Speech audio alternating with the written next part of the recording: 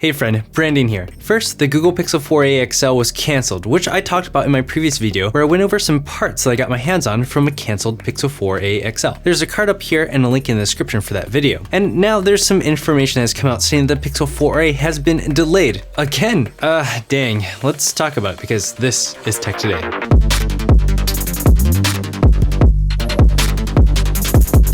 This video is sponsored in part by Privacy.com, a free service that is even more important when you're ordering so much online. It helps protect your identity and financial information by creating virtual cards and in turn preventing fraud from occurring on your actual accounts. Not only is it free, but you can get $5 off your first purchase if you're a new signup. Go to Privacy.com/thisistechtoday to sign up for an account. Please share, subscribe, hit that bell icon to be notified of when I post a new video. I'd really appreciate it. Before the world so drastically changed, the launch of the Google Pixel 4a was going to follow the same schedule that the Pixel 3a established the year prior, with an announcement at Google's I/O Developer Conference in May. As many events were canceled due to our global climate, Google I/O followed suit, leaving the launch date of the Google Pixel 4a in question. Many assumed Google would simply provide a press release and release a phone like Apple has done with so many products this year, like the new iPhone SE 2020. But the time has passed, and this assumption in the end proved to be wrong as Google decided to shift the release date of the phone. But there are some new rumors out there that we need to look at. This rumor states that the first pushback moved the launch date of the Pixel 4a to June, but Google decided to push it back again with an announcement date of July 13th, according to John Prosser of Front Page Tech, who has been extremely reliable regarding Apple leaks this year. Of course, given the nature of how Google keeps changing their dates, it is important to know that this announcement date could change again. It is also good to remember that announcements and actual ship dates are quite different. But here are some details about the device. As shared in my previous Pixel 4a leaks video, there will be a black and a light blue color called just black, and a bluish color we now know will be called barely blue. There are still no indications of a Pixel 4a XL, and an overwhelming amount of evidence and information from sources state that there will only be a single model. Keep in mind that this might not be entirely bad when we look at what we're actually getting. Don't fall for branding alone. Let's look at the specs. So the screen of the device will be an OLED 5.8-inch 1080p screen compared to the Pixel 3a XL's 6-inch 1080p screen. The screen size is smaller, that's true, but not an overwhelmingly big difference. On top of that, the pixels per inch will be better on a 5.8-inch screen. The great part is that the Pixel 4a has a much better screen-to-body ratio. You see, the normal Pixel 3a that I have here has a bit of a forehead and chin, so you're able to fit a much bigger screen into a smaller sized phone. I'd imagine Google's not only cut out the XL model because the cost savings of having fewer SKUs, but that they also saw that there's a fairly small difference from the previous XL model in terms of the main benefits of having an XL model, the screen. I don't know if you can see here, but this normal Pixel 3a fits inside of this Pixel 4 XL shell. And of course, Google also has the sales data to show which Pixel 3a size model sold better, and because Google is such a data-driven company, that probably informed which model they would keep. As for the rest of the specs we're hearing, it'll have a polycarbonate or plastic build, which actually feels really good and doesn't shatter when you drop it. It's actually quite durable. There's a Snapdragon 730 processor that has 4G, not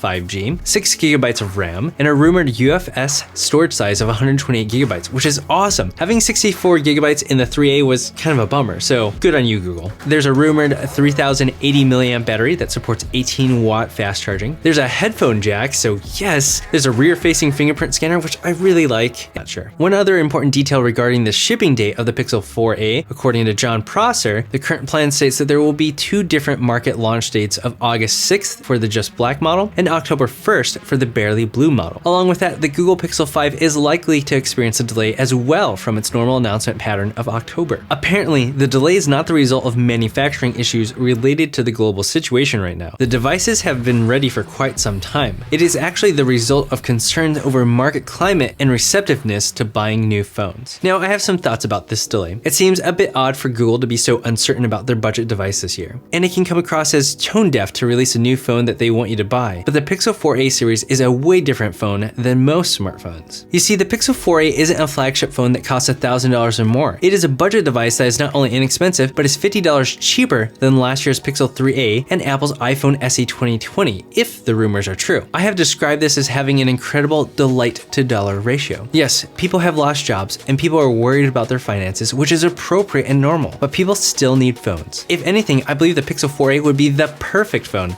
for a time like this. If it lives up to the Pixel 3a's experience or surpasses it while cutting out the fluff like 100x zooms that people really don't need or would find practical, and puts in the main things that matter the most, then it will once again have a fantastic delight to dollar ratio. On top of that, the Apple iPhone SE 2020 has already come out, and it has an incredible $400 price point for a massively capable phone that provides a great delight to dollar ratio. However, I don't think it has a better delight to dollar ratio than even the Pixel 3a. Let me know if you actually care about a review on this phone along with some creativity-based tests by leaving a comment below. I actually don't know if you care about it or not, so that'll help to get that feedback from you. Anyways, to launch the Pixel 4a so far away from the iPhone SE 2020 would lose a natural comparison between the two devices, which is a convenient way of advertising your phone. I think this is a missed opportunity and shows how Google isn't as confident as they should be about their product. The A series is seriously really good. Google, have confidence in yourself and your product. On top of that, having the actual deliveries of the phone so close to October when Google's flagship phone comes out seems to be a more complicated mess. Will the Pixel 4a impact Pixel 5 sales? Why not release them at the same time? If you release them at the same time, do you rebrand the Pixel 4a to the Pixel 5a? I can imagine that would be a bit costly since the packaging has already been made, so I doubt that. However, if they did change it to the Pixel 5a and there was never a Pixel 4a, would that confuse people? It actually kind of reminds me of that prank where you release some pigs into a school and number them 1 through 3, but it's actually only 2 pigs that were released, and now everyone's looking for number 2. So if they change it to the Pixel 5a, people would look for the Pixel 4a, but it never existed. Branding, what a complicated thing.